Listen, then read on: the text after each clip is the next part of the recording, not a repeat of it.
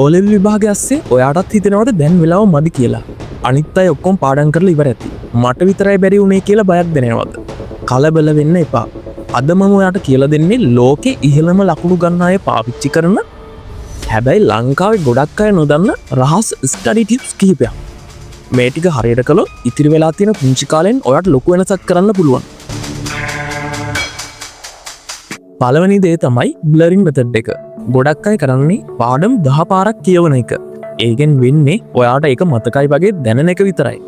ඒ වෙනුවට එක පාරක් පාඩම කියවලා පොත වහන්න. දැන් හිස් කොලයක් අරන් ඔයාට මතක හැම දෙයක්ම ඒක ලියන්න. ඊට පස්සේ ආයෙත් පොත ඇරලා ඔයාට අමතක වුණු කරුණු ටික රතු පෑනකින් ලියන්න. එතකොට ඔයාගේ මොළයට කවදාවත් ඒ ටික අමතක වෙන්නේ නැහැ. දෙවැනි ක්‍රමය තමයි ෆෙයින්මන් ටෙක්නික් එක. ඔයා ඉගෙන ගත්ත දේ තව කෙනෙක්ට සරලව කියලා දෙන්න. ගෙදර කවුරුවත් නැත්තම් ඔයාගේ කොට්ටෙට හරි බෝනික් කඩරි එක කියලා දෙන්න. උදාහරණයක් විදියට විද්‍යාවේ ප්‍රභා සංශ්ලේෂණී පාඩම ඔයාට මතක නැත්නම් ඒක අවුරුදු 10ක පොඩි ළමයෙකුට කියලා දෙනවා වගේ සරලව කියලා දෙන්න උත්සාහ කරන්න. ඔයාට සරලව කියලා දෙන්න පුළුවන් නම් ඒ කියන්නේ ඔයාට ඒක හොඳටම තේරලා තියෙනවා. තුන්වෙනි එක eat the frog.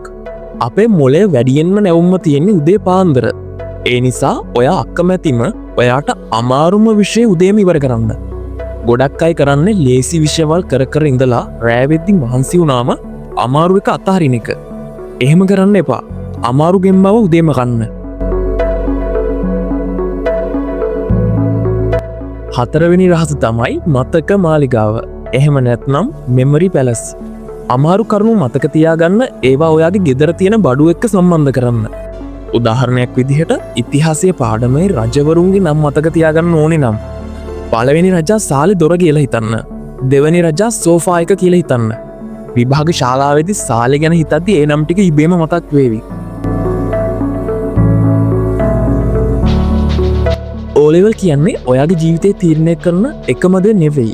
හැබැයි ඒක ඔයාට ලොකු දොරවල් ගොඩක් කැරලා දෙන තැනක්. ඒ නිසා මේ ඉතිරි දවස් ටිකේ ෆෝන් එක පැත්තකින් තියලා කැපවීමෙන් වැඩ කරන්න. මට විශ්වාසයි ඔයාට පුළුවන් කියලා. ඔයා අද ඉඳන් වැඩ පටන් ගන්නවා නම් පල්ලෙහින් කමෙන්ට් එකක් දාන්න මම දිනනවා කියලා. ජය වේවා.